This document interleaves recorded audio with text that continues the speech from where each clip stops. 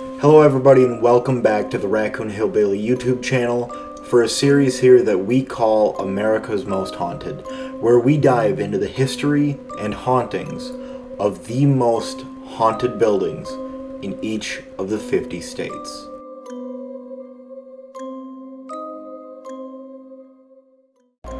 First up, we have Sloss Furnaces in Birmingham, Alabama, known for its haunted history stemming from the dangerous working conditions and poor leadership that led to numerous worker deaths during its operation as a pig iron producing blast furnace.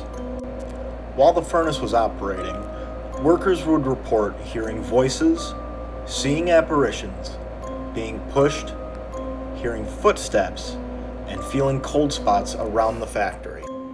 Built by one of the founding members of Birmingham, Confederate Colonel James Sloss, in order to help modernize the city by building railroad tracks.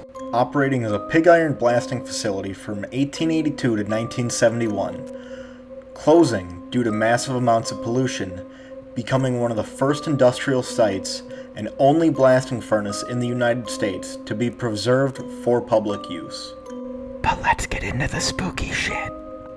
One popular legend involves a cruel foreman named James Slag Wormwood, who allegedly met his demise in the furnace and whose ghost is said to haunt the site.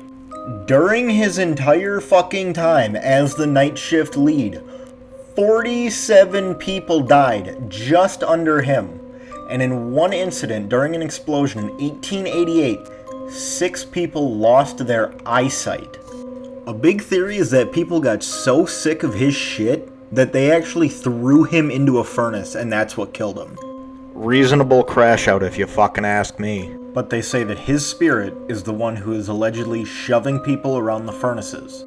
One account that's believed to be James Wormwood is from former night shift chief Sam Blumenthal. On the verge of the factory closing, Sam took one last sentimental round when he claims he stood face to face with a monster. Supposedly he was being pushed towards the stairs and refusing to be shoved, he began fighting back with his bare hands. Alright, homie's a fucking G. When he was found, he was covered in third-degree burns, even after the ovens had been shut down for days at this point. A few days later, succumbing to his injuries, he passed away.